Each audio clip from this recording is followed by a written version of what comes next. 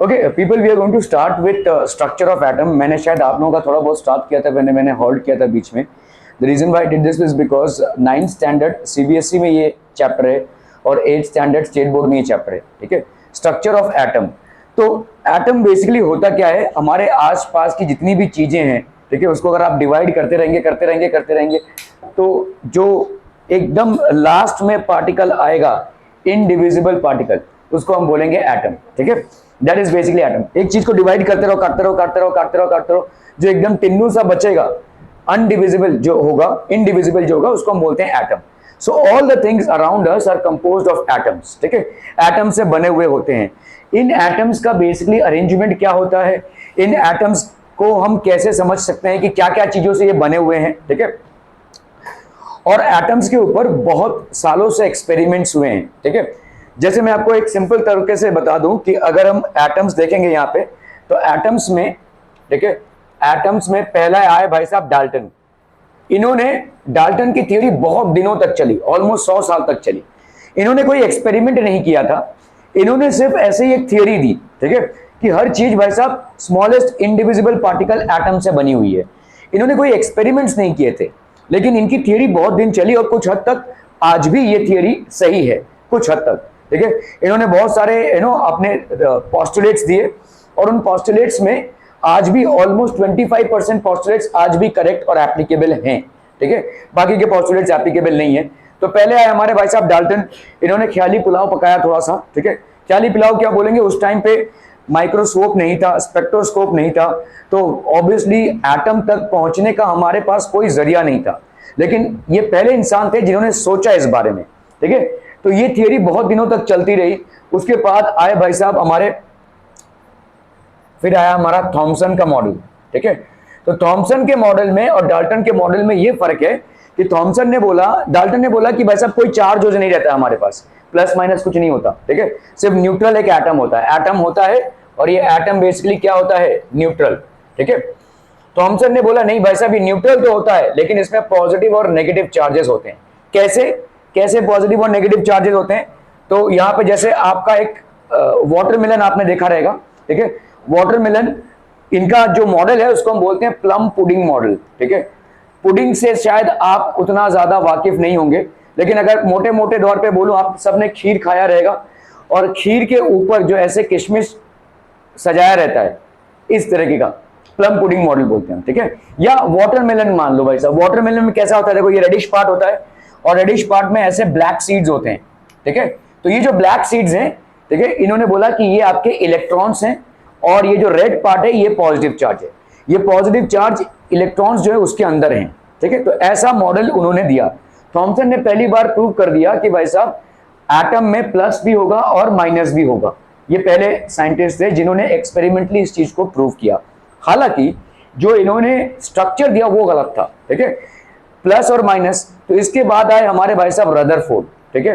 Rutherford ने जो atomic model दिया, ठीक है, रदरफोर्ड ने जो एटॉमिक मॉडल दिया उसमें उन्होंने बताया कि भाई साहब एक टिन्नू सा पार्ट होता है एटम में जो पॉजिटिवली चार्ज होता है और उसके आजू बाजू इलेक्ट्रॉन्स घूमते रहते हैं, जो नेगेटिवली चार्ज होते हैं। हम ये सारी चीजें पढ़ेंगे, कैसे इन कंक्लूजन्स पे आए या क्या क्या तमाम एक्सपेरिमेंट्स हुए जिसकी वजह से इन कंक्लूजन्स को डिराइव किया गया। लेकिन मोटे मोटे तौर पे हम देख रहे हैं। तो भाई साहब ये वाली थियरी खारिज हुई, ये वाली थियरी आई, कुछ दिनों तक ये थियरी चली, फिर ये भी खारिज हो गई, फिर ये वाली आई। आपका जीवन इसी पे अटकता है, ठीक है। 10th तक भाई साहब आप इसी मॉडल को मानते हैं, 10th तक आप इसी मॉडल को फॉलो करेंगे। हालांकि ये मॉडल भी करेक्ट नहीं है, ठीक है। 11th में अगर आप जाएंगे तो आपको झटका लगेगा कि जो भी पढ़ा है आपने वो सब गलत है, ठीक है। ये मैं पहले से बता दे रहा हूं आपको, ठीक है, क्योंकि 11th वालों ने बहुत बार बोला अरे सर आपके पास ही तो पढ़े थे, आप तो नहीं तक। तो यहां तक ही है तुम्हारा कोर्स, यहां तक ही है तुम्हारा सिलेबस, तो ऑब्वियसली हमें वहां तक ही तुमको समझाना पड़ेगा, ठीक है। इसके बाद आता है भाई साहब बोर्स एटॉमिक मॉडल। तो बोर ने कुछ और चीजें बताई जिसके ऊपर से एटॉमिक मॉडल डिराइव हुआ। और आज की तारीख में जो एटॉमिक मॉडल हम फॉलो करते हैं वो ख्याल आपके कोर्स में नहीं है, लेकिन जहां तक आपको है वहां तक आपको पढ़ना है, ठीक है। सो आप देखोगे कि बार बार थियरीज आ रही हैं और फिर डिसअप्रूव हो रही हैं, फिर नई थियरी आ रही है, फिर डिसअप्रूव हो रही है, फिर नई थियरी आ रही है, फिर डिसअप्रूव हो रही है। ऐसा क्यों हो रहा है, ठीक है। क्यों इतनी बार थियरीज आ रही हैं और क्यों इतनी बार डिसअप्रूव हो रही है, कोई कारण, विशेष कारण इसका? कोई बोल रहा है भाई साहब एटम एक न्यूट्रल बॉल सा है, ठीक है, और एक सबसे स्मॉलेस्ट इनडिविजिबल पार्टिकल है। थॉमसन आके बोलता है नहीं भाई साहब, सिर्फ एटम ही नहीं, एटम के अंदर की चीजें भी डिविजिबल हैं, मतलब हम उसको प्रोटॉन्स और इलेक्ट्रॉन्स में डिवाइड कर सकते हैं, न्यूट्रल नहीं है, ठीक है, मतलब चार्ज रहित नहीं है, न्यूट्रल भले ही है लेकिन चार्ज रहित नहीं है, ठीक है, चार्जेस हैं उसके अंदर। फिर भाई साहब रदरफोर्ड आके बोलते हैं पॉजिटिवली चार्ज है और इलेक्ट्रॉन जैसे घूम रहे हैं भाई साहब, ठीक है। फिर मैक्सवेल की थियरी आती है, मैक्सवेल डिसअप्रूव करते हैं रदरफोर्ड को। फिर बोर्स की थियरी आती है। तो इससे तमाम चीजें आई हैं भाई साहब एटम्स के बारे में। What I wanted to ask you here is why are there so many experiments that have been performed, why things have been disapproved at so many levels and then approved. ये ऐसा क्यों हुआ? एक simple सा reason है इसका, क्या क्यों होगा, व्हाई सो मेनी एक्सपेरिमेंट्स, और इतनी बार डिसअप्रूव होने के बाद फिर से अप्रूवल, फिर से डिसअप्रूवल, फिर से अप्रूवल, ऐसा क्यों हुआ? थियरी गलत होगी, हाँ हाँ, लेकिन इसी एक एक टॉपिक पे इतने सारे डिस्कवरीज क्यों हुए? नहीं वो समझा, हर एक चीज में एटम रहता है, वो तुम आज बोल सकते हो लेकिन आज से 200 साल पहले नहीं बोल सकते थे, राइट? तो ये एक इस पर्टिकुलर टॉपिक में इतने सारे थियरीज क्यों आए हैं? हाँ, तो त्रिज्यों की आदम की जो जानकारी है वो नहीं निकल सकती, क्योंकि आपके पास ना तो भाई साहब सोफिस्टिकेटेड इंस्ट्रूमेंट्स थे, ठीक है, ना ही भाई साहब आपके पास माइक्रोस्कोप था, ना ही स्पेक्ट्रोस्कोप था। आज की तारीख में हम स्पेक्ट्रोस्कोप से भाई साहब एटम्स का साइज डिटरमिन कर सकते हैं, ठीक है, एटम के अंदर क्या है वो देख सकते हैं। ये सारी चीजें भाई साहब नहीं थी बहुत सालों तक, मतलब 1900 तक भाई साहब ये चीजें नहीं थी। तो ऑब्वियस सी बात है, जो भी चीजें होंगी या तो थियोरेटिकल होगी या तो थोड़े बहुत एक्सपेरिमेंट से। जिन चीजों को हम देख सकते हैं भाई साहब, वो गाड़ी है तो वो सफेद कलर की एक गाड़ी है, देखिए उसमें 4 पहिए हैं, तुम्हारे लिए भी 4 पहिए होंगे, मेरे लिए भी 4 पहिए होंगे, किसी बुढ़े इंसान के लिए भी 4 पहिए होंगे, किसी बच्चे के लिए भी 4 पहिए होंगे, दिख रहा है ना भाई साहब, ठीक है, it is obviously evident, it can be seen by everyone, ठीक है, नोबडी विल हैव, मतलब कोई ये नहीं बोलेगा कि नहीं यार मेरे को तो 8 पहिए दिख रहे हैं, फिर आंखों का इलाज करा लो, ठीक है। तो मतलब ऐसा अगर होगा तो अलग बात है। तो जो चीजें हमको दिखती हैं उसमें कंफ्यूजन या डिस्पैरिटी नहीं होती है, लेकिन जो चीजें हमको दिखती नहीं है उसमें बहुत सारे थियरीज आते रहते हैं, तब जाके एक जो थियरी आती। तो हो सकता है आज जो हम पढ़ रहे हैं वो भी गलत हो, there is a high possibility, ठीक है, लेकिन जो जहां तक हमारा रिसर्च हुआ है वहां तक तो हमको पढ़ना है। और आप ये बोलेंगे कि भाई साहब क्यों ना हम इसको ही पढ़ लें, why to study all these 3, इनको क्यों पढ़ना है भाई साहब, जब ये गलत ही है तो इनको पढ़ना क्यों है? देखिए संपूर्ण रूप से कोई भी गलत नहीं है, 100% कोई भी रॉन्ग नहीं है, ठीक है, इसका समझ लो 25% करेक्ट है, इसका भाई साहब 25% करेक्ट है, ऐसा आता है, ठीक है। स्टेप बाय स्टेप डिस्कवरीज हुई हैं और ये चीजों को समझना जरूरी है, ठीक है, क्योंकि अगर आप इस चीजों को नहीं समझेंगे तो उस टाइम के साइंटिफिक टेम्परमेंट को भी नहीं समझ पाएंगे। हो सकता है आपका कोर्स अगर कंडेंस फॉर्म में यही रखा जाए तो आपके क्वेरीज ये हो कि भाई साहब पता कैसे चला, ठीक है, how were scientist able to discover this, ये आया कहां से, इसके फीचर्स कहां से डिस्कवर हुए। तो इसीलिए हमको साइंस में फेलियर्स को भी अंडरस्टैंड करना है और सक्सेस को भी, ठीक है। तो जो भी आपके उस टाइम पे डाल्टन के पास जितने भी इंस्ट्रूमेंट्स थे या उनका थॉट प्रोसेस जहां तक चला, उन्होंने वहां तक की थियरी दी, उसके बाद थॉमसन ने थियरी दी, उसके बाद भाई साहब रदरफोर्ड ने, उसके बाद भाई साहब बोर ने, and so on and so fourth, the atomic model of an atom was proposed, ठीक है। सो ये सारी तमाम चीजें हैं जो हम पढ़ने वाले हैं यहाँ पे। सो प्लीज पे अटेंशन, क्योंकि ये एक ऐसा सब्जेक्ट है जो आपका भाई साहब साल दर साल चलता ही रहेगा। इसका आपका पार्ट्स 10th में भी रहेगा, 11th में भी, if you are pursuing science, and 12th of course, ठीक है। तो ये चलता ही रहेगा, इसका बेस आपका क्लियर होना चाहिए, ठीक है। So we are starting with structure of atom.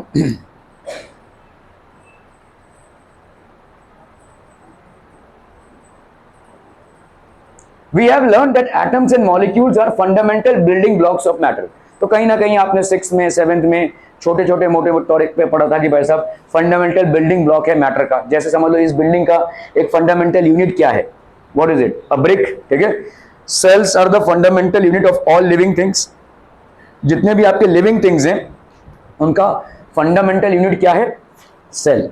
इसी तरह से जितने भी आपको एलिमेंट्स, कंपाउंड, ये सब मिलते हैं आपके आजू बाजू, जितने भी नॉन लिविंग मैटर हैं वो सब के सब भाई साहब किससे कंपोज्ड है, एटम से।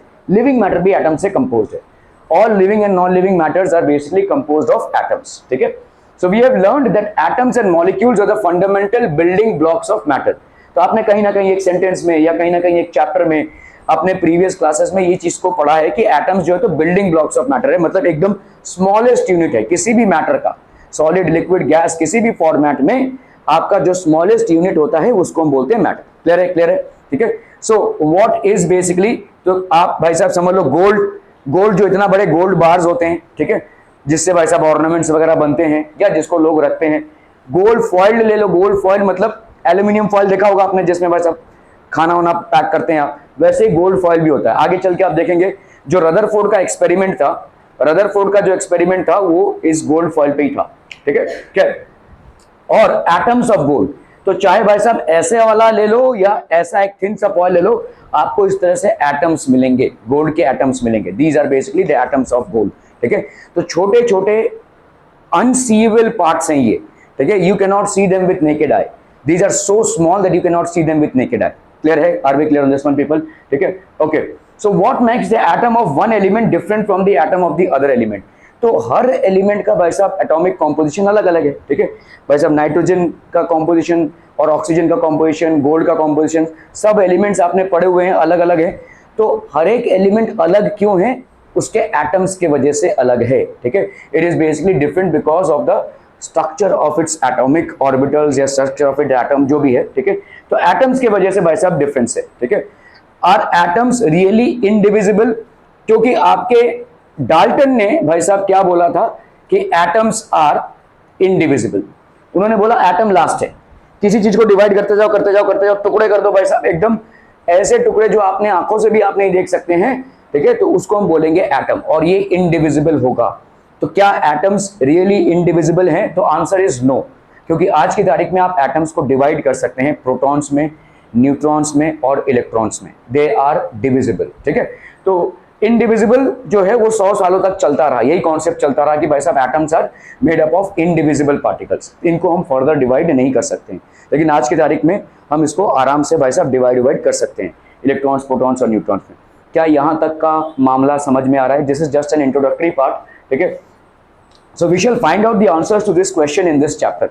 इस चैप्टर में भाई साहब इन सारे क्वेश्चंस को हम समझेंगे और समझेंगे। कॉम ड्राई है, does the comb then attract small pieces of paper? हमारे पास तो है नहीं, आपके पास रहेगा। ठीक है, तो अगर आप अपने सर पे स्केल को घिसते हैं, ठीक है, स्केल, और ये कुछ करते हो ये सब तिकड़मबाजी नहीं, ओके, तो अगर आप छोटे छोटे पेपर्स रख दोगे तो पेपर्स चिपक जाएंगे, राइट? क्यों ऐसा होगा? क्योंकि जब आप किसी चीज को रब करते हो, ठीक है, why are we trying to hint at this experiment? तो पेपर हो या ग्लास हो भाई साहब एटम से बना रहेगा, है कि नहीं? पेपर हो या ग्लास हो, ग्लास का स्केल हो गया और आपके जो पेपर हो गए ये सब एटम से बने रहेंगे। और डाल्टन भाई साहब ने बोला है, इन्होंने बोला था कि भाई साहब एटम्स आर इलेक्ट्रिकली न्यूट्रल, इनमें कोई चार्ज वार्ज नहीं होता भाई साहब। ठीक है, दे आर इनडिविजिबल, यही लास्ट है, बस इसी को संभालो। ठीक है, तो हर चीज भाई साहब गोले से बनी हुई है और ये गोला होता है एटम, ऐसा डाल्टन ने बोला। लेकिन जब हम एक्सपेरिमेंट करते हैं, जब हम लोग एक ग्लास पीस है, ठीक है, यहाँ पे तो कोम दिया हुआ है, लेकिन किसी ग्लास को अगर आप भाई साहब सिल्क क्लॉथ से रब करते हैं या अपने सर पे भी भाई साहब इसको रब करते हैं, ठीक है, तो इसमें क्या आ जाएगा भाई साहब? पॉजिटिव चार्ज आ जाएगा। अब भाई साहब ये पॉजिटिव चार्ज कहां से आया? आपके सर से नहीं। ठीक है, what happens is when you rub one thing over the other, तो होता क्या है, इलेक्ट्रॉन्स जो है, तो समझ लो ये ऑब्जेक्ट ए है और ये ऑब्जेक्ट बी है। अगर भाई साहब आपने एक ऑब्जेक्ट ए को ऑब्जेक्ट बी के साथ रब किया तो क्या होगा? या तो इसमें से इलेक्ट्रॉन्स इसमें आएंगे या तो इसमें से इलेक्ट्रॉन्स थोड़े बहुत थोड़े बहुत, ठीक है, जिसको हम स्टैटिक इलेक्ट्रिसिटी बोलते हैं। तो थोड़े बहुत इलेक्ट्रॉन्स ए से बी में जाएंगे या तो बी से ए में आएंगे, ये होगा ही होगा। ठीक है, क्यों होता है? देखो, जब आप चीजों को रब करते हैं तो टेम्परेचर इंक्रीज होती है ना, फ्रिक्शन की वजह से टेम्परेचर इंक्रीज होगा। जैसे ही टेम्परेचर इंक्रीज होगा तो इन इलेक्ट्रॉन्स को इसमें भी और इसमें भी हीट मिलेगा। ठीक है, और जैसे ही हीट मिलेगा तब ये टपकेंगे भाई साहब। ठीक है, तब ये टपकेंगे या तो इधर से इधर या तो इधर से इधर। जो इलेक्ट्रॉन लूज करेगा वो थोड़ा सा पॉजिटिवली चार्ज हो जाएगा और जो इलेक्ट्रॉन गेन करेगा वो थोड़ा सा नेगेटिवली चार्ज हो जाएगा। तो जब आप अपने सर पे किसी स्केल को घिस रहे हैं या कोम को भी, जब आप भाई साहब कोम को यूज कर रहे हैं बाल संवारने के लिए, ठीक है, तब भी क्या हो रहा है? तब these electrons are moving because of which one of them, लेकिन इतनी तादाद में मूव नहीं करेगी आपको भाई साहब शॉक लग जाए। समझ में आ रहा है? किसी भी चार्ज बॉडी में आपको शॉक लगेगा, अगर वो पॉजिटिव होगा तो भी और अगर आप नेगेटिव होगा तो भी। क्यों? किसी भी चार्ज बॉडी में शॉक क्यों लगेगा? हमारे बॉडी से किस में पास होंगे? नहीं, हमारी बॉडी से चार्ज पास होंगे लेकिन ऑब्जेक्ट में नहीं। ऑब्जेक्ट चार्ज है, समझ लो इसमें चार्ज है, इसमें मैं अगर हाथ लगाऊं फट से करंट लगेगा। क्यों? Why will this happen? हाँ अरे भाई साहब, एक ऐसा बॉडी है जो चार्ज है, आप उस पर अगर हाथ लगाएंगे, कोई लाइव वायर है भाई साहब, मत करने जाना, लेकिन अगर लाइव वायर को आप छुएंगे तो आपको करंट लगेगा, right? Why will that happen? कौन? नहीं, ऑब्जेक्ट को छोड़ दो, ऑब्जेक्ट में चार्ज है। ऑब्जेक्ट गुड कंडक्टर भी हो सकता है, बैड कंडक्टर भी हो सकता है। नहीं, हाँ नहीं, हाँ ग्राउंड में जाने के लिए जब आप किसी बॉडी को छूते हैं जो चार्ज होता है, ठीक है, चार्ज का नियम क्या होता है मालूम है? ये आपकी बॉडी से होते हुए अर्थ में जाएगा, ठीक है। आप देखो ये प्लग पॉइंट्स, देखो ये एसी का जो प्लग पॉइंट है 3 प्लग पॉइंट का है, यहाँ पे भी जो है वो 3 प्लग पॉइंट है, वहां पे भी देखो 3 प्लग पॉइंट है। 3 प्लग पॉइंट का मतलब समझते हैं, ठीक है, मैं आपको बता दे रहा हूँ। ये 3 प्लग पॉइंट होते हैं, देखो ये 3 प्लग पॉइंट होते हैं। आपका करंट एक जगह से एंटर होता है और एक जगह से लीव होता है, तो ये काफी है किसी भी इलेक्ट्रॉनिक इक्विपमेंट को चलाने के लिए, चाहे वो एसी हो, चाहे गीजर हो, चाहे वैसा आपका टीवी हो, कुछ भी हो, ये दोनों काफी है। ये तीसरा वाला क्यों रहता है मालूम है? This is for earthing. ये आपके बिल्डिंग के अर्थ से कनेक्टेड रहता है, ठीक है। जब आप एसी चलाते हैं या जब आप लेट्स से कोई हाई आउटपुट वाला चीज चलाते हैं, लेट्स से गीजर चलाया आपने या समझ लो कंप्यूटर चलाया आपने, तब आपको ये 3 प्लग पॉइंट वाले चीजें जरूरी है। आप अगर घर में देखोगे आपका टीवी इन दोनों से चल जाता होगा, ठीक है, आपका चार्जर वगैरह इन दोनों से चल जाता होगा, because these are not very high electricity drawing equipments और गैजेट्स, ठीक है, ये बहुत ज्यादा इलेक्ट्रिसिटी कंज्यूम नहीं करते हैं। लेकिन जो ऐसी चीजें होंगी जो इलेक्ट्रिसिटी ज्यादा कंज्यूम करती होंगी, उसमें होगा क्या? इलेक्ट्रिसिटी कौन जाता है, कौन कंडक्ट कर रहा है? इलेक्ट्रॉन्स।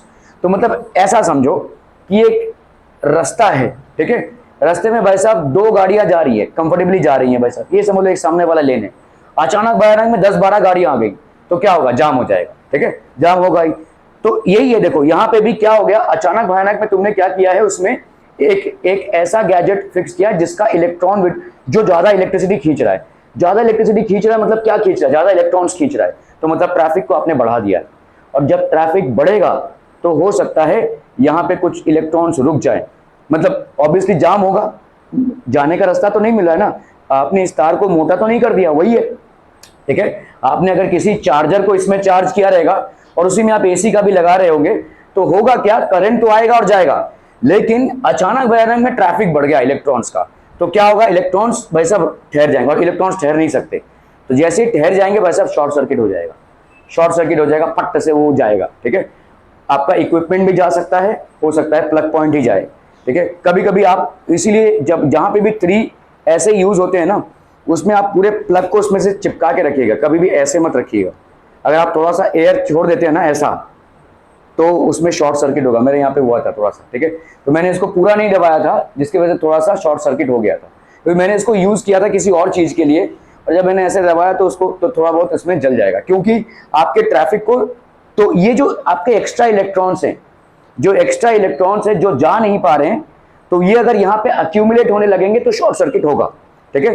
तो इसीलिए ये अर्थिंग होती है, ये एक्स्ट्रा इलेक्ट्रॉन्स इस अर्थिंग के वायर से भाई साहब अर्थ में चले जाते हैं। तो सारे चार्जेस चाहे पॉजिटिव हो चाहे नेगेटिव हो, उनकी टेंडेंसी होगी अर्थ में जाने की। All charges will always show a tendency to go into the earth, ठीक है। और इस अर्थ में जाने के लिए उनको एक मीडियम चाहिए, इस अर्थ में जाने के लिए उसको एक मीडियम चाहिए। जैसे ही आप किसी चार्ज बॉडी को छूते हैं, उसमें से चार्ज आपके बॉडी से फ्लो होकर अर्थ में जाएगा, ठीक है। अगर आपने कोई ऐसा जूता पहन रखा होगा जिसका सोल बहुत मोटा है, आपने देखा रहेगा इलेक्ट्रिशियंस ऐसा जूता पहनते हैं, ठीक है, तो मतलब कैसा होगा कि मतलब इलेक्ट्रॉन्स को भी रास्ता नहीं मिल रहा है, ठीक है। तो जिस रास्ते में आप आगे जा नहीं सकते, उस रास्ते में आप जाएंगे ही नहीं ना, आप फिर इलेक्ट्रॉन्स जाएंगे ही नहीं। तब इसीलिए जो लोग इलेक्ट्रिशियन का काम करते हैं उनके अलग जूते होते हैं, ठीक है, मोटे सोल वाले जूते होते हैं, क्योंकि जो मोटे सोल होते हैं वो इंसुलेटर्स होते हैं, they will not allow that charge to flow through, ठीक है, तो उनको नहीं लगेगा। अगर आप देखोगे, जैसे समझ लो ये तार है, तार, ठीक है, इस पे कोई चिड़िया बैठी हुई है, भाई इलेक्ट्रिसिटी जा रहा है उस तार से, लेकिन उसको कुछ नहीं हो रहा है, क्यों? क्योंकि ये जो इलेक्ट्रॉन जा रहा है, ये ऐसे होकर क्यों जाएगा? ये ऐसे ही जाएगा ना भाई साहब, उसका फायदा क्या है उसको? ज्यादा घूमकर क्यों जाएगा भाई साहब, स्ट्रेट जा रहा है, जबकि उसमें से हाई वोल्टेज करंट जा रहा है। चिड़िया जो बैठी हुई है उसको कुछ नहीं हो रहा है। लेकिन अगर यही चिड़िया भाई साहब अगर अर्थ से कनेक्टेड हो जाए तो मर जाएगी, फट से मर जाएगी, ठीक है, बहुत हाई वोल्टेज में मर जाएगी। आपने देखा रहेगा कुछ कबूतर मर जाते हैं कब से, समझ लो आपका भाई साहब कनेक्शन है, ठीक है, समझ लो ये पोल है, हमारे यहाँ पे तो वैसे सब अंडरग्राउंड है, लेकिन कभी कभी कुछ तार अगर ऐसे जा रहे होंगे जहां पे हाई वोल्टेज है, यहां पे अगर चिड़िया बैठेगी कुछ नहीं होगा, लेकिन जैसे ही भाई साहब चिड़िया यहां पे बैठी मर जाएगी, ठीक है। क्यों? क्योंकि अभी भाई साहब ये अर्थिंग है, उसके बॉडी से होते हुए अर्थ में जाएगी। समझ में आ रहा है ये, ठीक है। सो ये हमारा मतलब आपको शॉक इसलिए लगता है कि आपका बॉडी एक गुड कंडक्टर है और आपके बॉडी का सहारा लेकर ये चार्जेस अर्थ में फ्लो होंगे, ठीक है, दिस विल हैपन, ठीक है। तो इसी तरह से आप जब किसी स्केल को अपने बालों से घिस रहे हो तो उसमें क्या होगा, थोड़ा सा चार्ज डेवलप होगा, लेकिन इतना भी चार्ज नहीं कि आपको शॉक लग जाए, बहुत minimum amount of charge develop होगा। और चार्ज बॉडी किसी भी अनचार्ज बॉडी को अपनी तरफ खींचती है। अभी से तेरे को नींद आना चलो, एक तो दूंगा ना, चार्ज बॉडी किसी भी अनचार्ज बॉडी को अपनी तरफ खींचती है, ठीक है। तो अभी देखो ये आपका एक स्केल है जिसमें थोड़ा सा पॉजिटिव चार्ज डेवलप हुआ है, ठीक है, because of rubbing with your hair और मे be with a silk cloth, what has happened is small amount of positive charge has develop into it, ठीक है। तो आप आराम से उसको पकड़ सकते हैं, आप कुछ प्रॉब्लम नहीं होगा। लेकिन यहां पे जो छोटे पीसेस ऑफ पेपर हैं, ये इससे भाई साहब ये इसको खींच लेगा, ठीक है, इतना छोटा अमाउंट ऑफ चार्ज है कि इसको खींच लेगा, वो भी जाएगा। अर्थ से अगर कनेक्टेड रहेगा तो वो जाएगा। अगर समझ लो ये तार है, यहां पे तार है और ऐसे आदमी कोई लटक रहा है, उसको कुछ नहीं होगा, उसको कुछ नहीं होगा, nothing will happen to that, but the moment he comes in contact with earth गया, ठीक है। तो अगर वैसा कोई इलेक्ट्रिकल तार पे ऐसे लटक भी रहा होगा, जिम्नास्टिक भी कर रहा होगा, कुछ नहीं होगा उसको, ठीक है। जैसे ही वो हाँ, कोई भी ऐसी चीज जो तुमको अर्थ से कनेक्ट कर रही हो, अगर अर्थ से तुम्हारा कनेक्शन हो रहा हो, चाहे वुडन से चाहे किसी भी से, तो फिर गया वो। अगर कोई ऐसी, अगर हवे में वो ऐसे तार पे लटक रहा होगा, कुछ नहीं होगा। जैसे ही उसका वैसा कनेक्शन होगा किसी भी चीज से, किसी भी चीज से अगर वो कनेक्शन कर रहा है ना, और इतना हाई वोल्टेज है कि तभी इंसुलेटर नहीं देखेगा, वो जाएगा उसमें से, ठीक है। हाँ, छोटे मोटे जो चार्ज है, हमारे लाइव वायर्स हैं, अगर मैं इंसुलेटेड जूता पहन रहा हूं तो मुझे कुछ नहीं होगा, लेकिन ये इतना हाई वोल्टेज रहेगा कि इंसुलेशन भी काम नहीं करेगा, वो जाएगा उसमें से, ठीक है। तो अगर इंसान ऐसे हवे में लटक रहा होगा तो उसको कुछ नहीं होगा, लेकिन the moment he comes in contact, either in direct contact with earth और with some substance which is connected to earth, he will receive a shock, ठीक है। तो वो हो जाएगा।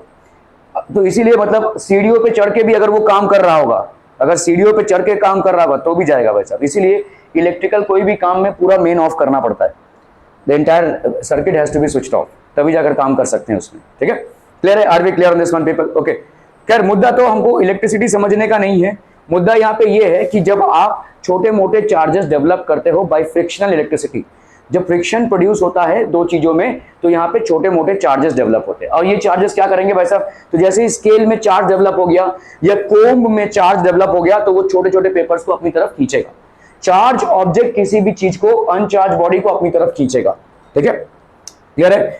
सो इसका मतलब क्या हो गया, यहां पे भाई साहब कुछ तो एक ऐसा है, इस स्केल में कुछ तो ऐसा है जिसमें चार्जेस हैं, और इसी कुछ तो को हम क्या बोलेंगे, एटम्स। तो इसका मतलब जो डाल्टन की दूसरी थियरी थी कि एटम्स आर इनडिविजिबल, ये नकारी जाती है या ये डिसअप्रूव हो जाता है। मतलब इसमें पॉजिटिव चार्ज कहां से आया, पॉजिटिव चार्ज तब आएगा जब आप इलेक्ट्रॉन्स को लूज करते हैं, ठीक है, इलेक्ट्रॉन्स को लूज करते हैं।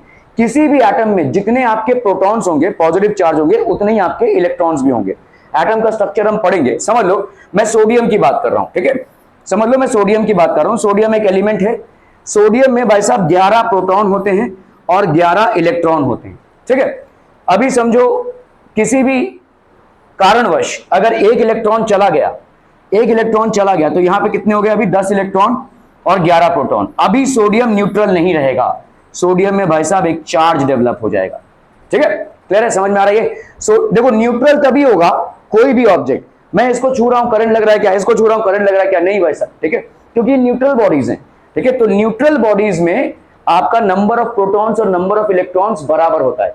जैसे ही एक इलेक्ट्रॉन खिसका तो पॉजिटिव चार्ज डेवलप हो जाएगा। और अगर एक इलेक्ट्रॉन एक्स्ट्रा आ गया, समझ लो क्लोरीन है, देखो क्लोरीन, ठीक है, क्लोरीन अगर एक एलिमेंट है उसमें 17 प्रोटॉन्स होते हैं और 17 इलेक्ट्रॉन्स होते हैं, न्यूट्रल भाई साहब, ठीक है। जैसे ही इसमें एक इलेक्ट्रॉन आ जाएगा तो ये 18 इलेक्ट्रॉन्स हो गए और 17 प्रोटॉन्स हो गए, तो ये क्या हो जाएगा, Cl माइनस, अभी इसमें चार्ज आ गया, ठीक है, क्लियर है। तो इलेक्ट्रॉन के आवन जावन से चार्ज आता है, ठीक है। प्रोटॉन्स मूव नहीं करते हैं, प्रोटॉन्स अपने न्यूक्लियस में ही रहते हैं, एटम में। जो मूव होता है वो है इलेक्ट्रॉन्स। इलेक्ट्रॉन गया तो पॉजिटिव चार्ज, इलेक्ट्रॉन आया तो नेगेटिव चार्ज, ठीक है। कोई भी ऐसी चीज जो न्यूट्रलिटी को बिगाड़ दे, कोई भी ऐसी चीज जो न्यूट्रलिटी को बिगाड़ दे, तो उससे आपका भाई साहब एटम न्यूट्रल नहीं रहेगा, तब एटम चार्ज हो जाएगा। तो यहां पे भी भाई साहब एटम्स होंगे, और क्योंकि आपने रबिंग की है इसकी, तो इसीलिए इलेक्ट्रॉन्स इस एटम से इधर मूव हुए हैं, ठीक है, दूसरी बॉडी में भाई साहब मूव हुए, जिसकी वजह से इसका क्या हुआ है, पॉजिटिव चार्ज डेवलप हुआ है, जिसकी वजह से ये पॉजिटिव चार्ज छोटे छोटे पीस ऑफ पेपर्स को अपनी तरफ खींच रहा है। आप बोलेंगे बड़ी चीजों को क्यों नहीं खींच रहा है, क्योंकि इतना भी बड़ा नहीं है, ठीक है। आपने जो उसको हाथ से पकड़ा हुआ है, आपको करंट भी नहीं लगेगा, एकदम टिन्नू मिन्नू चार्जेस हैं वो, ठीक है। दीज आर स्टैटिक चार्जेस, ये बहुत छोटे चार्जेस हैं, ठीक है। तो इसीलिए वो आपके, मतलब अगर आपने यहाँ पे हाथ से पकड़ा रहेगा इसको, तो आप तक भी नहीं पहुंचेंगे, ये इतने छोटे चार्जेस है। क्योंकि पहली बात तो स्केल क्या है, ग्लास स्केल क्या है, एक इंसुलेटर है, इंसुलेटर का करंट भाई साहब यहां से यहां तक जाएगा भी नहीं, ठीक है। अगर ये कंडक्टर या लाइव वायर होता तो चला जाता, ठीक है, लेकिन ये जाएगा भी नहीं, छोटे मोटे चार्जेस हैं। लेकिन ये छोटे छोटे पेपर जिनका वेट बहुत ही कम है उसको पुल कर सकते हैं, ठीक है। Charge body will attract any uncharged body, charge body will attract any uncharged body, ठीक है। तो चार्ज बॉडी किसी भी अनचार्ज बॉडी को अट्रैक्ट करेगा। तो इसका मतलब क्या हो गया कि इस स्केल में जरूर कुछ ना कुछ एटम्स होंगे जिन एटम्स को पॉजिटिव चार्ज मिला है।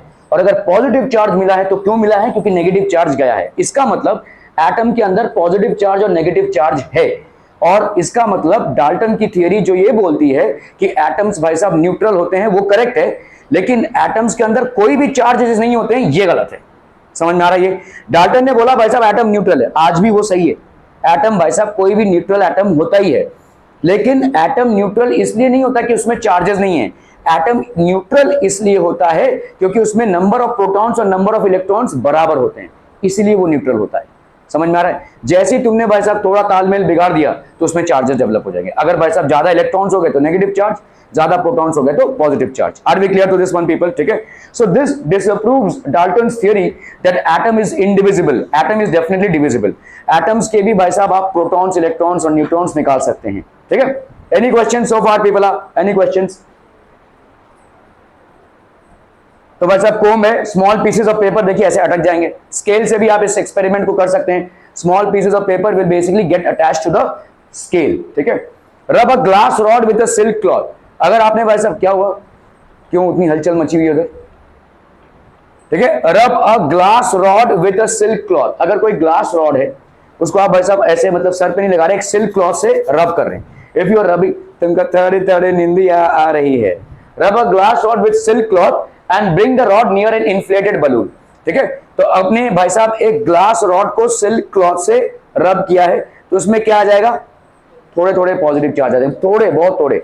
ऐसा नहीं कि आपको करंट लगेगा, कुछ भी मतलब असर नहीं होगा। अगर आपने यहाँ पे पकड़ा हुआ है इसको, तो ये चार्जेस आप तक जाएंगे भी नहीं, क्योंकि ग्लास आपका इंसुलेटर होता है। Fundamentally it's an insulator. Massage चाहिए बेटा?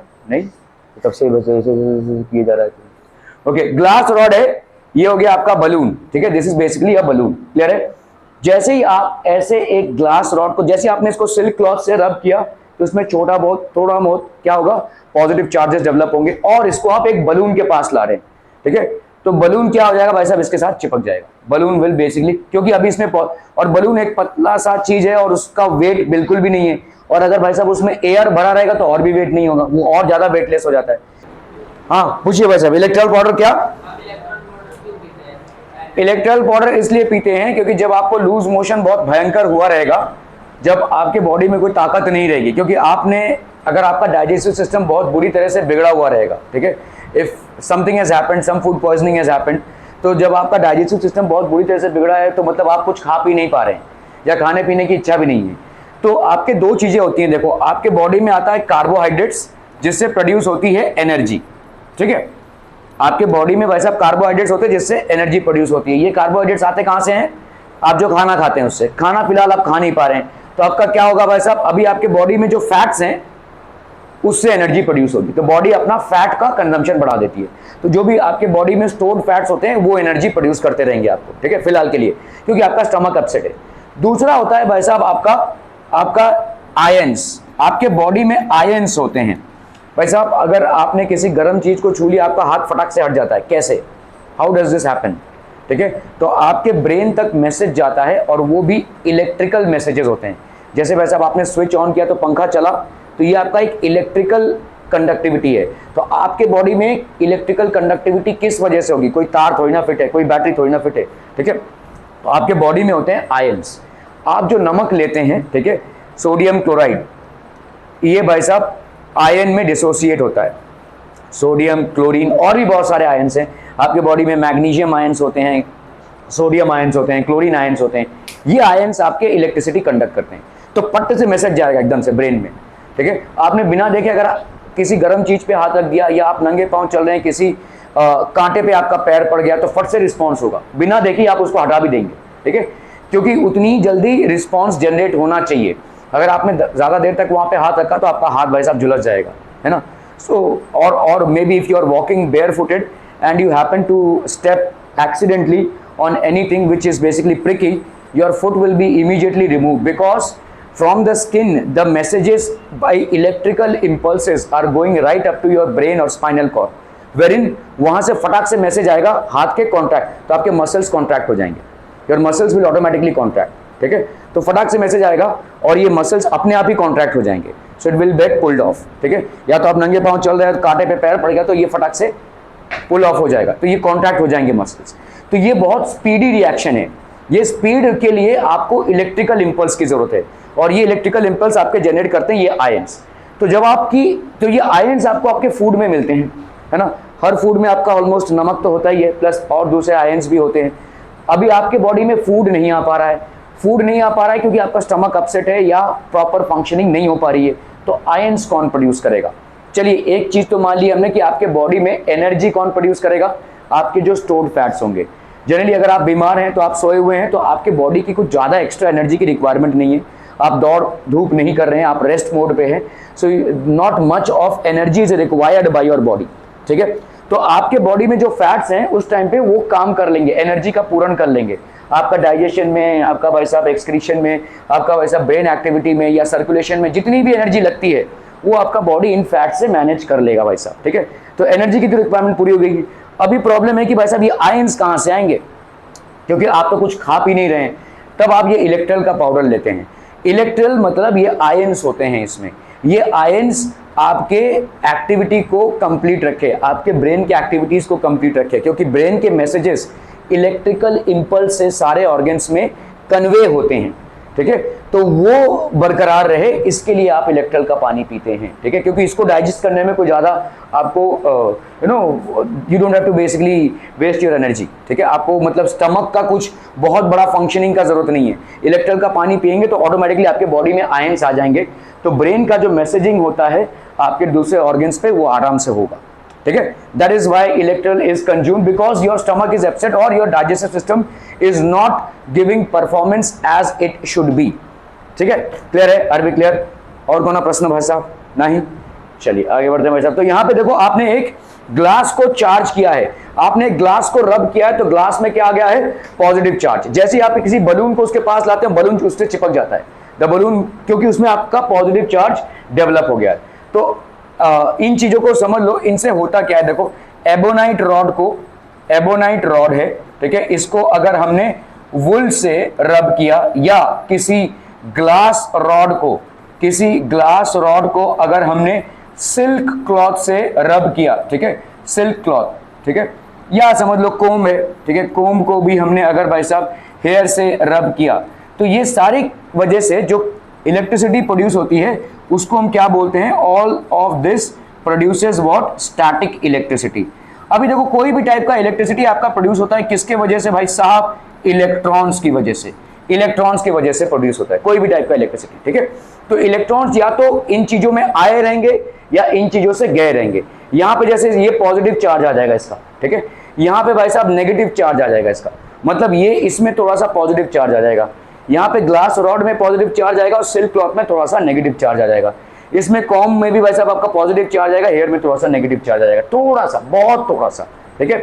तो इसके वजह से जितने भी हल्के फुल्के ऑब्जेक्ट होंगे ये इनकी तरफ अट्रैक्ट होंगे, जैसे कोई बलून फिल्ड विथ एयर और may be very small paper pieces. अभी अगर आपने भाई साहब ग्लास को रब करके एक पेज के ऊपर ऐसे रखा तो पेज नहीं हिलने वाला, ठीक है। हाँ, पेज के छोटे मोटे अपने बहुत छोटे छोटे टुकड़े किए रहेंगे तो वो जाके चिपकेगा, क्योंकि उतने फोर्स से वो पुल अप हो जाएगा, उसका वेट बहुत कम है, ठीक है, क्लियर है। So these are charges, these are indicators that atom is not fundamentally neutral, it has got charges, ठीक है। एटम्स में भाई साहब चार्जेस डेवलप हम करवा सकते हैं, क्लियर है, क्लियर है, क्लियर है। So this is just proving that atoms can develop charges. Rub a glass rod with silk cloth and bring the rod near an inflated balloon. हम यहाँ पे कौन से बलून की बात कर रहे हैं? जो इन्फ्लेटेड हो, जो एयर से भरा हो, ऐसे ही मतलब डिफ्लेटेड बलून से नहीं। अगर कोई ऐसे बलून के पास लाएंगे तो वो नहीं चिपकेगा, जिस बलून को आपने एयर से भरा हो वही चिपकेगा उसके साथ जाकर, क्योंकि उसका वेट और भी हल्का हो जाता है। जब आप उसको हवा से भरते हैं तो और ज्यादा हल्का हो जाता है, ठीक है। Okay, so what will you see भाई साहब, एक सिल्क क्लॉथ को हमने, एक ग्लास रॉड को हमने सिल्क क्लॉथ से भाई साहब रब किया, ठीक है। So what will happen, this is basically a balloon. If you are bringing the balloon inflated balloon will get attracted towards the glass rod because here charges have developed. Are we clear to this one, people? So small amount of charges are developed. From these activities, can we conclude that on rubbing two objects together, they become electrically charged? कोई भी दो objects को आप अगर भाई साहब रब कर रहे हो तो वो इलेक्ट्रिकली चार्ज हो जाएंगे। समझ में आ रहा है ये? क्योंकि फ्रिक्शनल इलेक्ट्रिसिटी प्रोड्यूस होता है। हाँ, इतना भी ज्यादा चार्ज नहीं हो जाएगा कि करंट लग जावे, ठीक है। तो लेकिन कोई भी रबिंग से भाई साहब इलेक्ट्रिसिटी प्रोड्यूस होती है बहुत थोड़ी मात्रा में, और ज्यादा करके इस इलेक्ट्रिसिटी का इंपैक्ट हम इंसुलेटर्स में देख पाते हैं। For example, a balloon is made up of rubber, is rubber an insulator? Yes it is. Glass is made up of, मतलब ये ग्लास रॉड है, ये ग्लास से बना हुआ है, is glass an insulator? Yes it is. तो यहाँ पे जो भी चार्जेस डेवलप हुए रहेंगे वो फ्लो नहीं कर पा रहे, इसीलिए उसका इंपैक्ट आप देख पा रहे हैं। अगर किसी कॉपर वायर को आपने रब किया तो उसमें भी इलेक्ट्रिसिटी डेवलप होगी, लेकिन वो फटाक से फ्लो हो जाएगी, क्योंकि वो कंडक्टर है।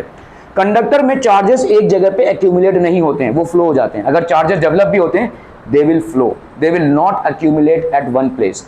इंसुलेटर्स में चार्जेस एक जगह पे एक्यूमुलेट होते हैं, और इसीलिए आपको इस तरह के इंपैक्ट सिर्फ इंसुलेटर्स में दिखेंगे। जैसे मैंने अभी आपको एग्जांपल दिया, ebonite and wool, both are insulators. Glass rod and silk cloth, both are insulators. Comb and hair, both are insulators, ठीक है। तो जहां पे भी आपको इस तरह की स्टैटिक इलेक्ट्रिसिटी का डेमोन्स्ट्रेशन मिल रहा होगा, ठीक है, वहां पे आप मान लो कि जो पार्टीज इन्वॉल्व हैं both are insulators, they can not be conductors. Clear है? क्योंकि कंडक्टर अगर होगा और उसको आप अगर रब करोगे, उसमें जो चार्जेस डेवलप होगा वो कंडक्शन से चला जाएगा, वैसा वो कंडक्ट हो जाएगा, वो फैल जाएगा, वो एक जगह एक्यूमुलेट होगा ही नहीं। Clear, clear, clear? Are we clear on this one, people? अगर मैंने यहाँ पे कॉपर वायर रखा होता और इसको अगर मैंने रब किया होता तो ये बलून उसके पास नहीं आता था। हालांकि कॉपर वायर में भी भाई साहब चार्जेस डेवलप हुए रहेंगे, लेकिन ये चार्जेस भाई साहब पूरे कॉपर वायर में फैल जाएंगे, निकल जाएगा वो, ठीक है। क्लियर है? Are we clear on this one, people? Okay, okay, okay. So where does this charge come from? Within the atoms present in the. तो हमारा मुद्दा यहाँ पे इलेक्ट्रिसिटी को समझना नहीं है, हमारा मुद्दा यहाँ पे है कि ये चार्ज आ कहां से रहा है, क्योंकि डाल्टन की थियरी तक चार्ज था ही नहीं, ठीक है। Dalton just said that atom is made up of a small ball, it's a neutral atom, एकदम न्यूट्रल होता है। So within the atoms present in the comb and the glass rod. तो atoms present होते हैं किसमें? कोम और glass rod में, जिसके वजह से भाई साहब आपका क्या डेवलप होता है? चार्जेस डेवलप होते हैं। Are we clear to this one, people? समझम समझम समझम, बहुत बढ़िया ना भाई साहब। These simple experiments tell us that some charged particles are present in the atoms of matter, ठीक है। तो बहुत सारे चार्ज पार्टिकल्स प्रेजेंट होते हैं। दिस कंफर्म्स दैट एटम भाई साहब न्यूट्रल तो होता है, लेकिन न्यूट्रल होने का रीजन ये नहीं है कि उसमें चार्जेस नहीं है। न्यूट्रल होने का रीजन ये है कि जितने पॉजिटिव होंगे उतने ही नेगेटिव चार्जेस होंगे, ठीक है। इसके वजह से वो न्यूट्रल होता है, but it has charges. These simple experiments tell us that some charged particles are present in the atoms of matter. Are we clear to this one, people? ठीक है, इससे ये सिद्ध होता है। So the atom is divisible. तो अभी तक हम डाल्टन की थियोरी में पढ़ते आए थे कि atom is the smallest particle of an element and it is indivisible, उसको आप डिवाइड नहीं कर सकते हैं। लेकिन इन तमाम एक्सपेरिमेंट से ये प्रूव होता है कि एटम्स में भाई साहब चार्जेस भी हैं, तो इसका मतलब एटम डिविजिबल है भाई साहब, ठीक है, एटम इज डिविजिबल। कहा अरे वरद कितना टेंशन में है तू, हैं कितनी बेटियां हैं जिनकी शादी करवाना है तेरे को, हैं बाप रे बाप भाई साहब। ओके, सो बेसिकली ये एटम है और एटम के आजू बाजू ऐसे इलेक्ट्रॉन्स घूम रहे हैं, सो the atom is divisible. Discovery of electrons, अभी हम आते हैं भाई साहब, डाल्टन की थ्योरी खारिज होती है। डाल्टन ने जो दिया था वो 100 साल तक चला और वो अपने हिसाब से उन्होंने सही दिया था, क्योंकि उनके टाइम पे ना तो स्पेक्ट्रोस्कोप था, ना ही माइक्रोस्कोप था, ना ही इलेक्ट्रॉन माइक्रोस्कोप था, तमाम सोफिस्टिकेटेड चीजें उस टाइम पे नहीं थी, ठीक है। तो जो भी उन्होंने दिया as a theory it was correct, क्योंकि भाई अगर आपके पास इक्विपमेंट्स ही नहीं है तो कम से कम वो पहला इंसान तो था जिसने सोचा कि भाई इतने सारे चीजें हैं, ये बनी किससे हैं, तो ऑब्वियसली इसका सबसे स्मॉलेस्ट पार्टिकल जो होगा वो होगा एटम, ठीक है। अभी हम आते हैं भाई साहब इलेक्ट्रॉन्स पे, तो धीरे धीरे अभी चार्जेस डिस्कवर होने लगे।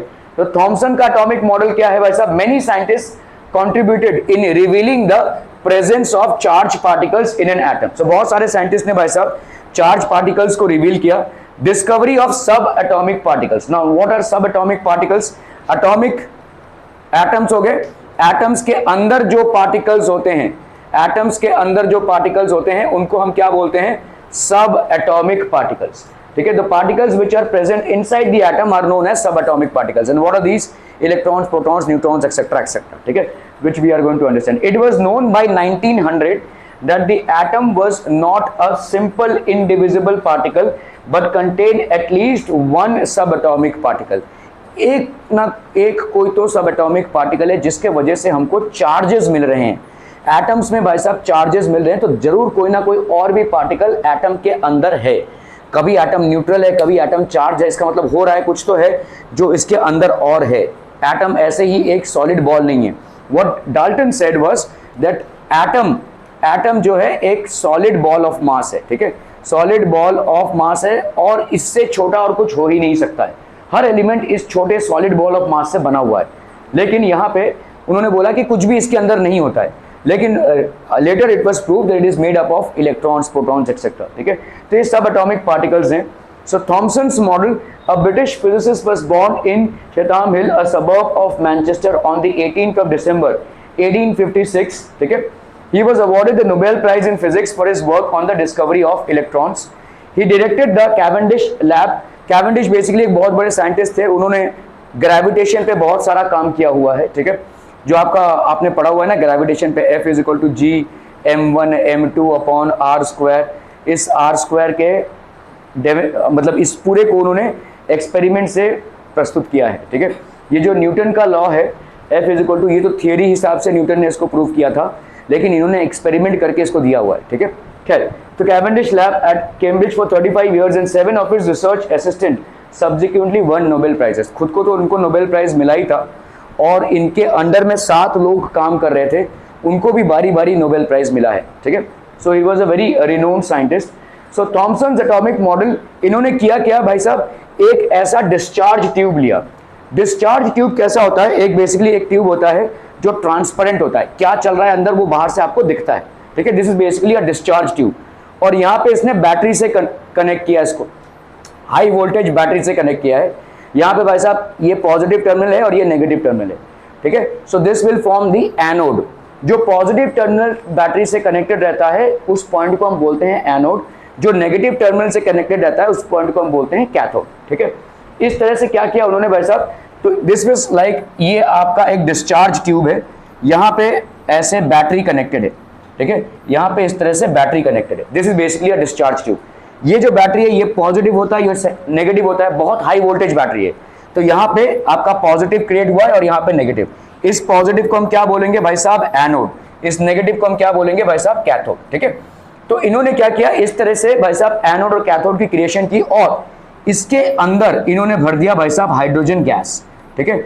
अभी इन्होंने बहुत सारे चेंजेस लाए, तो पहले तो भाई साहब कुछ नहीं मिला, यहाँ पे उन्होंने 25,000 वोल्ट तक रखा, 25,000 वोल्ट का भाई साहब वोल्टेज रखा, फिर भी कुछ चेंजेस नजर नहीं आए।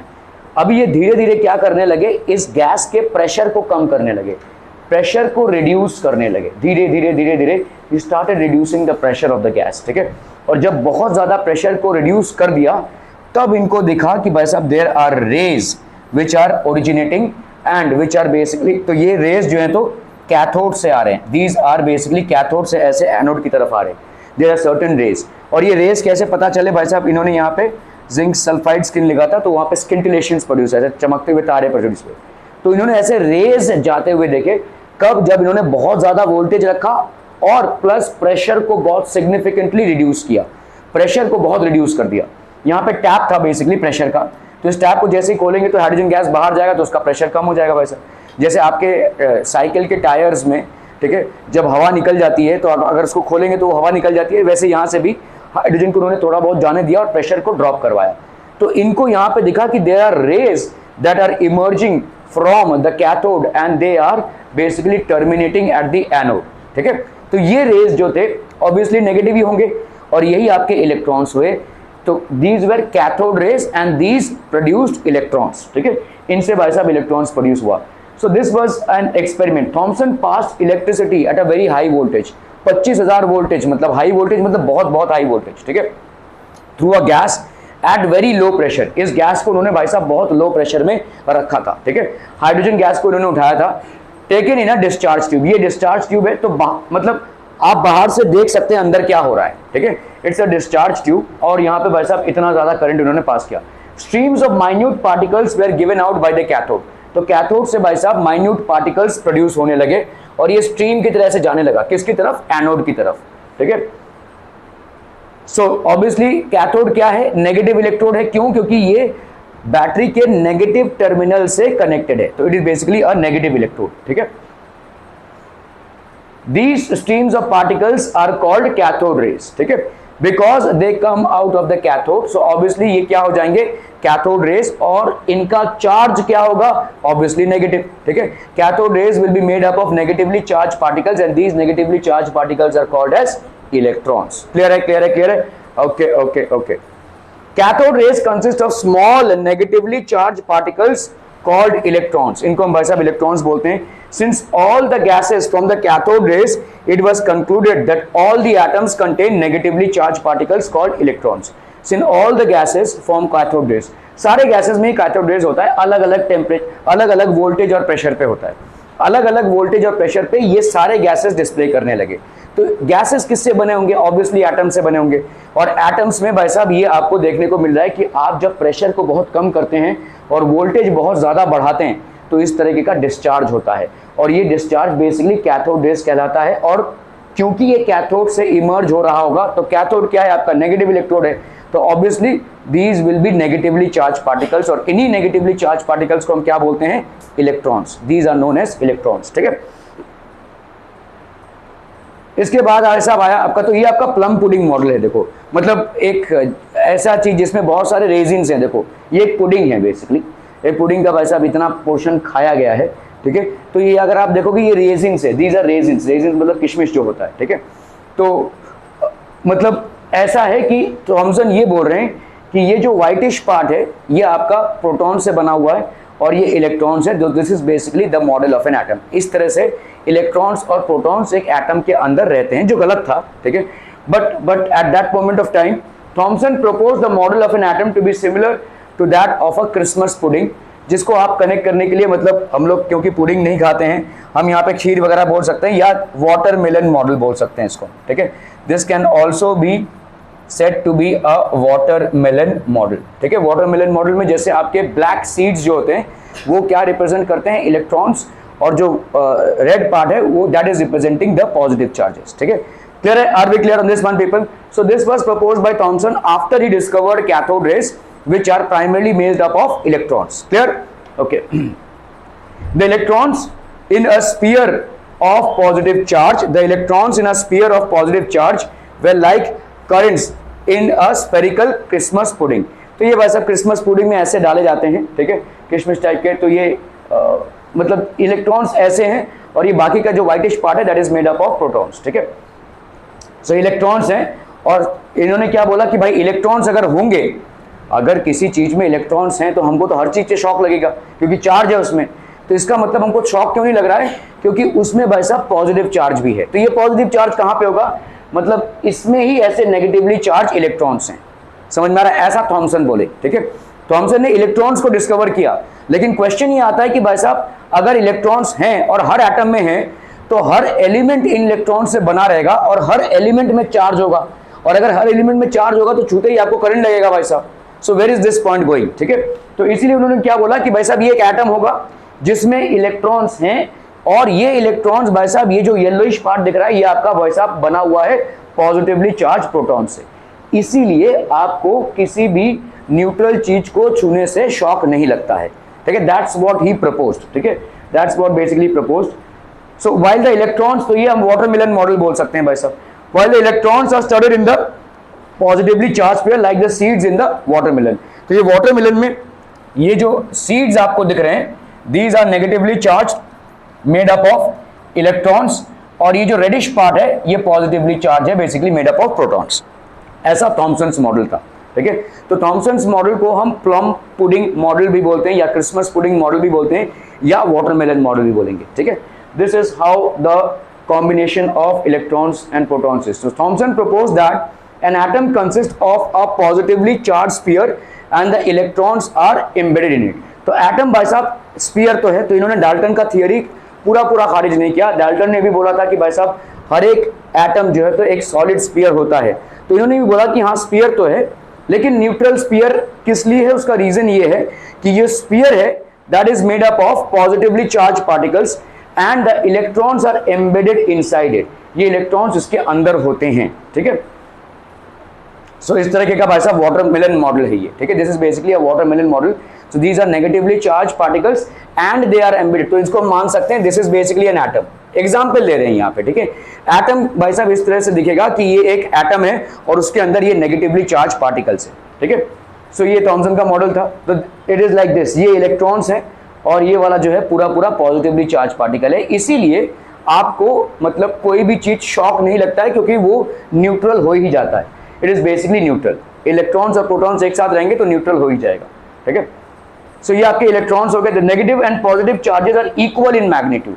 जितना भाई साहब आपका नेगेटिव चार्ज होगा किसी एटम में, उतना ही आपका पॉजिटिव चार्ज होगा। So negative and positive charges are equal in magnitude, so the atom as a whole is electrically neutral, ठीक है। क्योंकि जितनी तादाद आपकी पॉजिटिव चार्जेस की है उतनी तादाद आपकी नेगेटिव चार्जेस की है। इसीलिए भाई साहब एटम क्या हो जाएगा, एक इलेक्ट्रिकली न्यूट्रल चीज हो जाएगी, ठीक है। क्लियर है? Are we clear on this one people? बहुत बढ़िया। Characteristics of an electron. तो इलेक्ट्रॉन के कैरेक्टरिस्टिक्स क्या होते हैं भाई साहब? अभी ये इलेक्ट्रॉन्स जो हैं वो घूमते रहते हैं, they basically keep on moving. तो ये तो खैर थॉमसन ने नहीं बताया, ये रदरफोर्ड ने प्रूव किया इसको कि कैरेक्टरिस्टिक्स ऑफ एन इलेक्ट्रॉन क्या क्या होंगे। सो मास ऑफ एन इलेक्ट्रॉन क्या होता है भाई साहब? मास of an electron is 1/840 of the mass of a hydrogen atom. देखो हाइड्रोजन एटम क्या होता है भाई साहब? हाइड्रोजन एटम का जो मास होता है, हाइड्रोजन एटम का जो मास होता है उसका अगर हम 1/1800 करेंगे या 1840 करेंगे, so this will B mass of an electron. So mass of an electron is 1800 times the mass of a proton और हाइड्रोजन एटम। आगे चल के आप समझेंगे कि प्रोटॉन क्यों बोल रहे हैं। फिलहाल के लिए इतना समझिए कि हाइड्रोजन एटम का जो मास होता है उसका 1800 पार्ट जो होगा, उसके 1800 टुकड़े करेंगे, तो उस 1800 टुकड़े करने के बाद जो एक टुकड़े का मास होगा वो एक इलेक्ट्रॉन का मास है। समझ में आ रहा है? ये हाइड्रोजन एटम है, इसके भाई साहब 1840 या 1800 टुकड़े करेंगे अगर आप, तो वो 1800 टुकड़े में एक टुकड़े का जो मास होगा that will be the mass of an electron. समझ में आ रहा है? So mass of an electron is 1/840 times the mass of a proton और that of a hydrogen atom. यहाँ पे फिलहाल प्रोटॉन आपने पढ़ा नहीं है तो प्रोटॉन को हम बाद में डील करेंगे, लेकिन यहाँ पे हम प्रोटॉन भी लिख सकते हैं, हाइड्रोजन एटम, ठीक है। The mass of an electron is so small that it is considered to be negligible. बहुत ही छोटा होता है और इसको हम नेग्लिजिबल मान लेते हैं। चार्ज ऑफ एन इलेक्ट्रॉन क्या होता है? The absolute charge of an electron. तो एक इलेक्ट्रॉन का चार्ज ऑफ एन इलेक्ट्रॉन ये कितना होता है भाई साहब? 1.6 into 10⁻⁻19 coulomb. So charge of an electron is 1.6 into 10⁻⁻19 coulomb. ये हो गया आपका चार्ज। क्लियर है? Are we clear on this one people? Okay. The relative charge of an electron is -1। Relative charge कितना हो जाएगा भाई साहब? -1। Clear? Are we clear on this one people? तो जब भी आप बोलेंगे एक इलेक्ट्रॉन तो उसका चार्ज कितना? -1। -1 मतलब अगर कूलम्स में आप इसको एक्सप्रेस करेंगे तो ये हो जाएगा 1.6 into 10⁻⁻19 coulomb. That is the charge of an electron. Are we clear to this one people? कौनो क्वेश्चन भाई साहब? एक नेगेटिव चार्ज मतलब -1 और एक नेगेटिव चार्ज की वैल्यू कितनी होगी? 1.6 इंटू 10⁻⁻19 कूलम नेगेटिव में, और पॉजिटिव कितना होगा? अगर पॉजिटिव चार्ज की बात करेंगे तो उतना ही होगा 1.6 इंटू 10⁻, तिरछी नजरों से तुम घड़ी मत देखो, ठीक है, 1.6 इंटू 10⁻⁻19 कूलम। तो ये हो गया भाई साहब इलेक्ट्रॉन का। तो इलेक्ट्रॉन का भाई साहब अगर हम देखेंगे यहाँ पे, अगर इलेक्ट्रॉन का, ये भाई साहब इलेक्ट्रॉन है, ठीक है, इलेक्ट्रॉन को हम ऐसे रिप्रेजेंट करते हैं, इसका मास क्या हो जाएगा बोलो? इलेक्ट्रॉन का मास हो जाएगा 1/1840 times the mass of hydrogen atom. आगे चल के आप पढ़ेंगे कि this can also be written as 1/1840 times the mass of a proton, ऐसा लिख सकते हैं हम, the mass of a proton, ठीक है, क्लियर है। और इसके बारे में क्या बोल सकते हैं? इसका चार्ज क्या हो जाएगा? चार्ज विल बी -1, ठीक है, इसका चार्ज का वैल्यू कितना हो जाएगा? 1.6 इंटू 10⁻⁻19 कूलम्स बोलते हैं, और कूलम्स को हम C लिखते हैं, कैपिटल C, ठीक है। ये हो गया इसका चार्ज। ये हो गया भाई साहब एक इलेक्ट्रॉन की कहानी, ठीक है। मास इसका होगा 1/1840 mass of the hydrogen atom, 1/1840 mass of a proton. Charge कितना हो जाएगा? -1, that will be -1.6 into 10⁻⁻19। Clear people? Okay. Rutherford's gold foil experiment and drawback. तो अभी हमने देखा कि भाई साहब जो थॉमसन ने मॉडल दिया उसमें एक ड्रॉबैक क्या है कि इलेक्ट्रॉन्स और प्रोटॉन्स कभी भी साथ साथ नहीं हो सकते, अगर हो गए तो दोनों भी डिस्ट्रॉय हो जाएंगे। समझ में आ रहा है? थॉमसन क्या बोल रहे हैं भाई साहब कि ये एक समझ लो वाटरमेलन है, और इस वाटरमेलन में जो सीड्स हैं, और ये भाई साहब जो रेडिश पार्ट है ये पॉजिटिव पार्ट हो गया, और ये जो सीड्स हैं ये भाई साहब नेगेटिव। लेकिन पॉजिटिव और नेगेटिव अगर सामने सामने आ गए तो न्यूट्रलाइज हो जाएंगे, ना पॉजिटिव रहेगा ना नेगेटिव रहेगा। So both the charges will get, मतलब वो बेकार हो जाएंगे, है ना, न्यूट्रलाइज हो जाएंगे। अगर पॉजिटिव और नेगेटिव एक दूसरे को छू भी रहे हैं तो चार्जेस क्या हो जाएंगे? न्यूट्रलाइज हो जाएंगे। लेकिन ऐसा तो होता नहीं है, हमको भाई साहब नेगेटिव चार्जेस मिल रहे हैं, तो इसका मतलब चार्जेस होने के बावजूद भी वो चार्जेस एक दूसरे को डिस्ट्रॉय नहीं कर रहे हैं।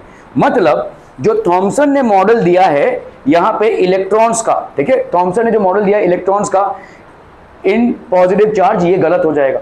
क्योंकि भाई साहब अगर पॉजिटिव चार्ज और नेगेटिव चार्ज एक साथ हो गए तो they will destroy each other, दोनों एक दूसरे को न्यूट्रलाइज कर देंगे। अगर भाई साहब -3 किया आपने और +3 किया तो क्या आ जाएगा आंसर? 0 ना भाई साहब, ठीक है। द सेम वे अगर भाई साहब नेगेटिव चार्ज और पॉजिटिव चार्ज एक साथ हो गए तो 0 हो जाएगा चार्ज। R B clear? तो ये न्यूट्रल हो जाएगा, this will become neutral, this will become भाई साहब क्या? न्यूट्रल। तो इसका मतलब जो स्ट्रक्चर थॉमसन ने सजेस्ट किया है, it is not possible to sustain, ये स्ट्रक्चर सस्टेन नहीं हो सकता है, इसमें कुछ गड़बड़ है। और इसी स्ट्रक्चर को भाई साहब रदरफोर्ड ने अपने एक्सपेरिमेंट में डेमोन्स्ट्रेट किया। तो उन्होंने क्या बोला कि भाई साहब जो पॉजिटिव चार्ज है वो एक कवरिंग के अंदर रहता है जिसको हम न्यूक्लियस बोलते हैं। तो पॉजिटिव चार्ज या प्रोटॉन जो है तो न्यूक्लियस के अंदर होते हैं, और इलेक्ट्रॉन्स क्या करते हैं? इनसे दूर भाई साहब ऐसे ऑर्बिट्स में घूमते रहते हैं, ठीक है। Electrons are basically revolving in orbits around the nucleus, ठीक है। तो इसीलिए देखो इलेक्ट्रॉन्स और प्रोटॉन्स मिल नहीं रहे हैं। अगर इलेक्ट्रॉन्स और प्रोटॉन्स एक साथ मिल गए तो भाई साहब वो 0 चार्ज हो जाएगा, ठीक है। तो मतलब किसी भी एलिमेंट में चार्ज रहेगा ही नहीं, लेकिन चार्ज तो हमें मिल रहा है, तो इसका मतलब प्रोटॉन्स और इलेक्ट्रॉन्स दोनों भी एग्जिस्ट करते हैं। कैसे एग्जिस्ट करेंगे? जब ये एक दूसरे से थोड़ा बहुत सेपरेटेड हो। तो इलेक्ट्रॉन्स जो हैं ऐसे ऑर्बिट्स में गोल गोल घूमते रहेंगे, किसके आजू बाजू? एटम के आजू बाजू। और एटम में एक चीज होगा जिसको हम बोलेंगे न्यूक्लियस, और इस न्यूक्लियस में भाई साहब क्या होगा? सिर्फ और सिर्फ positive charge. Are we clear to this one people? So Rutherford का जो एक्सपेरिमेंट था वो बेसिकली गोल्ड फॉयल एक्सपेरिमेंट है, that is basically a gold foil experiment, ठीक है। Just one moment people.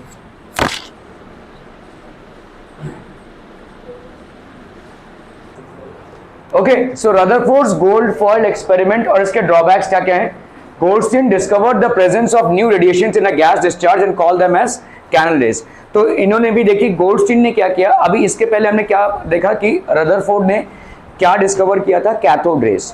Cathode rays negative rays होते हैं और इसमें इलेक्ट्रॉन्स होते हैं। तो गोल्डस्टीन ने भी ऐसा ही एक गैस डिस्चार्ज ट्यूब में एक्सपेरिमेंट किया और उन्होंने देखा कि भाई साहब देयर आर पॉजिटिव रेज, ठीक है, पॉजिटिव रेज जो एनोड से इवॉल्व होते हैं। ये एनोड से निकलते हैं और इसीलिए इनका नाम इन्होंने क्या रखा, कैनल रेज, ठीक है। These were known as canal rays. So these rays were positively charged additions। तो ये एक डिस्चार्ज ट्यूब है, देखो।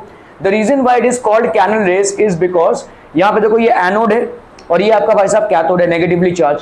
Under a particular temperature and pressure, ये हाइड्रोजन गैस है और इन्होंने देखा कि भाई साहब ऐसे पॉजिटिवली चार्ज पार्टिकल्स, ऐसे अगर हमने यहाँ पे एक कैथोड रख दिया है तो यहाँ पे इसके होल से निकल रहे हैं, ठीक है। So these are positively charge particles और इनको हम क्या बोलेंगे, ये एनोड से निकल रहे हैं तो these are known as canal rays, ठीक है।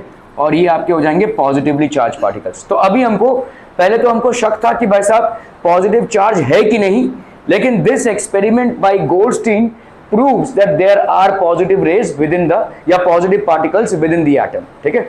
तो अभी हमको देखना है कि भाई साहब ये अरेंज्ड कैसे हैं। तो पॉजिटिव पार्टिकल्स हैं और नेगेटिव पार्टिकल्स हैं, लेकिन थॉमसन जिस तरह से बोल रहे हैं कि पॉजिटिव और नेगेटिव पार्टिकल्स एक साथ ही हैं, वो पॉसिबल नहीं है। अगर होंगे तो एक दूसरे को वो न्यूट्रलाइज कर देंगे और रिजल्टेंट चार्ज आपका जीरो हो जाएगा, ठीक है। तो यहाँ पे इसका मतलब इनका कुछ और ही अरेंजमेंट होगा। बहरहाल पहले हम देख लेते हैं। Goldstein discovered the presence of new radiations in a gas discharge and called them as canal rays. These rays were positively charge radiations. ये आपके पॉजिटिवली चार्ज रेडिएशंस होते हैं। दिस सब atomic particle had a charge equal in magnitude but opposite in size to that of the electron. तो यहाँ पे क्या देखा जा रहा है, देखो जो ये सब एटॉमिक पार्टिकल मिला आपको, पहला सब एटॉमिक पार्टिकल कौन सा मिला, बोलो, अरे बोलो भाई साहब, पहला सब एटॉमिक पार्टिकल कौन सा था, इलेक्ट्रॉन, ठीक है। पहला सब एटॉमिक पार्टिकल आपको क्या मिला भाई साहब, इलेक्ट्रॉन। इसका चार्ज आपको क्या मिला, 1 पॉजिटिव चार्ज, ठीक है, 1 पॉजिटिव चार्ज, जिसको हम क्या लिख सकते हैं, 1.6 इंटू 10⁻⁻19 कूलम। दूसरा सब एटॉमिक पार्टिकल आपको क्या मिला, बोलो, दूसरा सब एटॉमिक पार्टिकल, दूसरा सब एटॉमिक पार्टिकल आपको क्या मिला, वो साहब प्रोटॉन, प्रोटॉन, ठीक है। इसका चार्ज, सॉरी ये नेगेटिव होगा, ठीक है, ये हो गया आपका +1 और इसको हम लिखेंगे 1.6 इंटू 10⁻⁻19 कूलम। सेम चार्ज है, ठीक है। इसका भाई साहब नेगेटिव चार्ज है और इसका आपका पॉजिटिव चार्ज है। The amount of the charge that is 1.6 into 10⁻⁻19 coulomb is same for both of them, ठीक है। इसका नेगेटिव 1.6 है और इसका भाई साहब पॉजिटिव है। Are we clear to this one people, समझ में आ रहा है। So these rays were positively charge radiations. This सब atomic particle had a charge, ठीक है, इक्वल इन मैग्नीट्यूड। इसका चार्ज जो आया ये पॉजिटिवली चार्ज पार्टिकल आया और इसका इक्वल इन मैग्नीट्यूड, मतलब जितना आपका इलेक्ट्रॉन का चार्ज होता है 1.6 इंटू 10⁻⁻19 कूलम, इतना ही इसका भी चार्ज आया, ठीक है। बट ऑपोजिट इन साइन, मतलब एक का माइनस है तो दूसरे का क्या हो जाएगा, प्लस, ठीक है। Okay, to that of the electron. Clear है, क्लियर है, क्लियर है। So Thomson discovered what, cathode rays मतलब इलेक्ट्रॉन्स, और गोल्डस्टीन ने क्या डिस्कवर किया, कैनल रेज मतलब प्रोटॉन्स, ठीक है।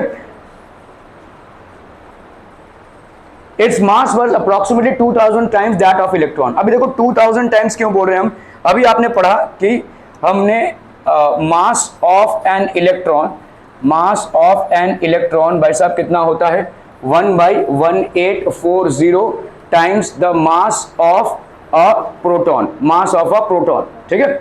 तो मास ऑफ अ प्रोटॉन कितना हो जाएगा, this will B 1840 into mass of an electron, है ना, मास of an electron, mass of a proton.